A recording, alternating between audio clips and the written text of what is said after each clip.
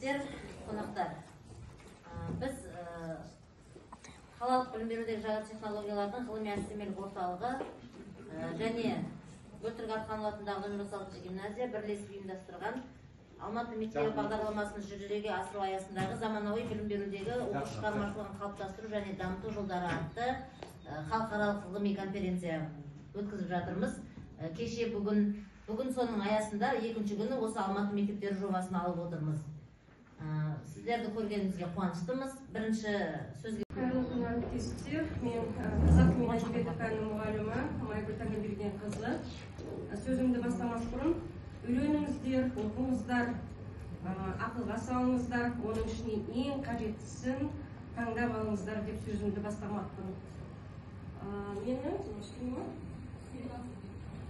Бүгінгі таныстыратын өзімнің авторлық бағдарламам Қазақ орфоэпиясы, айтылым заңдылықтары мен ерекшеліктері 5-ші сыныпқа арналған.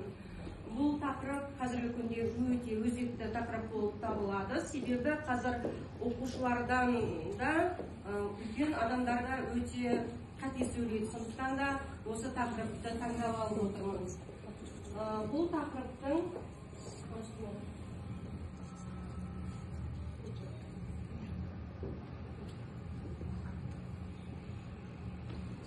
мақсаты оқушыларға қазақ тілінің орфоэпиялық нормаларын тереңірек меңгерту, дыбыстық мәдениетке деген құрметін қалыптастыру және сөйлеу дағдыларын жақсарту арқылы олардың тілдік құзыреттілігін арттыру болып табылады.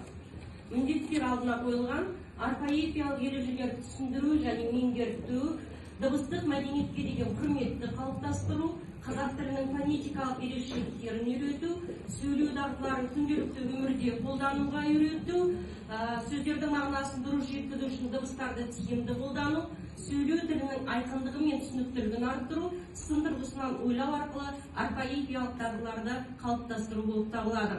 Бағдарламаның өзектілігі қазақ тіліндегі орфоэпиялық ерекшеліктерді меңгеру, яғни қазақ тіліндегі дыбыстар мен сөздердің дұрыс айтылуын түсіну және оларды дұрыс қолдануға дағдыландыру болып табылады. Екіншіден, қазақ тілінің дұрыс айтылуын қамтамасыз ету. Бұл жерде қазіргі уақытта тілдің таза айтылуы маңызды, ал бұл курс оқушылардың дұрыс сөйлеу дағдыларын қалыптастырады. Үшіншіден, мектепте тіл мәдениетін дамыту, оқушыларды дұрыс сөйлеуге үйрету, оларды қазақ тілінің орфоэпиялық нормаларын ұстануға бағыттау өзекті болып табылады. Бағдарламаның ғылымилығы орфоэпиялық білімнің артуы. Енді орфоэпиялық білімнің артуы деген бұл оқушылар қазақ тілінің айтылым заңдылықтары мен ерекшеліктері туралы терең білім алады. Бұл олардың тілдік сауаттылықтарын арттырады. Екіншіден, дұрыс айтылым дағдыларының қалыптасуы. Дұрыс айтылым дағдыларын қалыптастыру үшін курстың нәтижесінде оқушылар сөздердің дұрыс айтылуын меңгеріп, сөйлеу мәдениетін жақсартады. Тілдік қателіктердің азаюы. Орфоэпиялық ережелерді білу арқылы оқушылар тілдік қателіктерді азайтып, өз ойларын анық жеткізуге дағдыланады.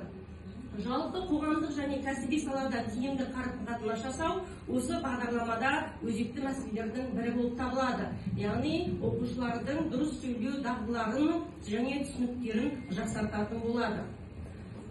Бағдарламаның жаңашылдығына тоқталатын болсам, жалпы бұл курста жаңағы тұжырымдар тіл білімінің заманауи зерттеулеріне негізделіп жасалған және бұл бағыт оқушылардың ғылыми ойлауын жетілдіруге ықпал етеді. Жалпы белсенді оқу әдістері оқу мақсатына жетуге ықпал етеді. Қазіргі таңда белсенді оқу әдістері өте көп.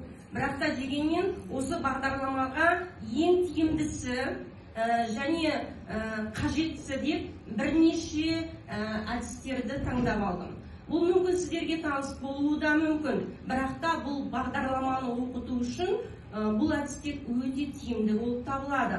Алдын ала оқылым. Бұл мақсаты оқушыларды мәтінмен таныстырмас бұрын олардың қызығушылығын ояту және тақырыпқа қатысты болжамдар жасау. Қолдану әдісі мәтінге қатысты сұрақтар қою және тақырыпты алдын ала талқылау. Мысалы ретінде мен қазақ тілінде сөздің дұрыс айтылуы қандай рөл атқарады деген сұрақ қойып, оқушыларды орфоэпиялық ережелерді іздеуге баулай аламын. Екіншіден, түсіну үшін оқылу. Бұл мақсаты оқушылардың мәтінді терең түсінуін қамтамасыз ету. орфоэпиялық нормаларды нақты анықтау. Қолдану әдісі мәтінді бірнеше рет оқып, әрбір сөйлемнің сөзінің мағынасын талдауға үйренеді. Мысалы, мәтінді толық оқып, орфоэпиялық ережелерді анықтап, олардың айтылымдағы рөлін түсінеді. Оқушыларға кейбір сөйлемдердің дұрыс айтылу ерекшеліктері бойынша талдау жасау тапсырмалары беріліп отырылады. Келесі, назар аудару. Бұл оқушылардың мәтіннің негізгі мазмұнын жылдам түсінуге үйрету. Қолдану әдісі мәтінді жылдам оқып, оның басты идеясын немесе негізгі тұстарын анықтау. Мысалы, мәтінді оқымас бұрын, оның құрылымын қарастыру, тақырыптар мен қосалқы тақырыптарға назар аудару. Бұл әдіс оқушыларға орфоэпиялық ережелердің жалпы суретін түсінуге мүмкіндік береді. Енді келесі бізде тағы бір сабақта біз қазір кері байланыс, рефлексия деген жерде көп қаралып жатамыз. Осы бір рефлексия әдісін тағы да осы бағдарламада қолдану түрін айтып кеткім келеді. Мақсаты оқушылардың оқығандары бойынша өздерінің түсініктері мен сезімдерін көрсету. Бұны қолдану әдісі оқушылар мәтінді оқыған соң өз пікірлерін немесе алған білімдерін қысқаша жазып шығады. Мысалы, оқушыларда бүгін мәтіннен кім туралы білдіңіз деген сұраққа оқушылар өз ойларын жетік меңгерте алады. Мен осы тұста жалпы бұл бағдарламаны оқуда көптеген платформалар бар. Бірақ мен осы бір платформаны сіздерге ұсынар едім. Бұл Mentimeter деген платформа өте тиімді. Тіпті қазірдің өзінде QR-кодқа сканерлеп сіздер жазсаңыздар экраннан шығып отырады. Себебі неге тиімді? Мысалы, біз орфоэпия, яғни айтылым заңдылықтарын оқушыларға оқытқан кезде, балалар, бүгін біз сабақта қандай мәтінмен таныстық? Өз ойларыңды жазыңдаршы дегенде оқушылар, мысалы мен тек қана Мақжан Жұмабаевты алып отырмын, мүмкін ол бүгін басқа әңгімені оқуы мүмкін, немесе басқа бір мәтінді оқуы мүмкін. Сонда алған білімдері бойынша оқушылар әркім өзі жазады.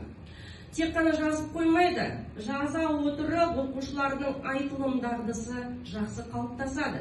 Тек қана қалыптасып қоймайды, сонымен қатар орфоэпиялық нормаларды дұрыс қолдануды оқушылар жақсы меңгереді. Сондықтан да мен сіздерге осы бір әдісті тиімді әдіс ретінде ұсынып отырмын. Егер керектеріңіз болса, әрине алсаңыздар болады. Жалпысы келесі тағы да бір әдіс, ол қиялы эду әдісі. Бұл дебат өткізуге өте тиімді әдістердің бірі.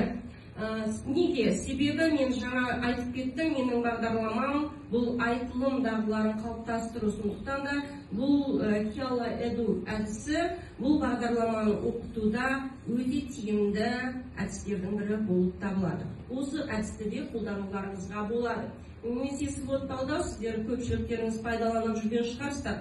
Бірақ бұл әдісте менің бағдарламамда айтылым дағдыларын қалыптастыру үшін өте тиімді әдістердің бірі болып табылады. Бұл суреттерде менің сабақтарымнан үлгілерді көріп отырсыздар. Жалпы осы бағдарламада біздің оқушылар, яғни 5-ші сынып оқушылары нені үйренеді? Қандай нәтиже аламыз? Осыған тоқталғым келеді. Орфоэпиялық білімнің артуы. Оқушылар қазақ тілінің айтылым заңдылықтары мен ерекшеліктері туралы терең білім алады. Бұл олардың тілдік сауаттылықтарын арттырады. Дұрыс айтылым дағдыларының қалыптасуы, яғни курстың нәтижесінде оқушылар сөздердің дұрыс айтылып, меңгеріп, сөйлеу мәдениетін жақсартады. Тілдік қателіктердің азаюы. Бұл дегеніміз орфоэпиялық ережелерді білу арқылы оқушылар тілдегі қателіктерді азайтып, өз ойларын анық жеткізе алады. Төртіншіден, қоғамдық және кәсіби салада тиімді қарым-қатынас, дұрыс айтылым дағдылары оқушылардың қоғамдық және кәсіби ортада өзіндік көзқарастарын жақсартады. Сондықтан да сөз соңында айтарым,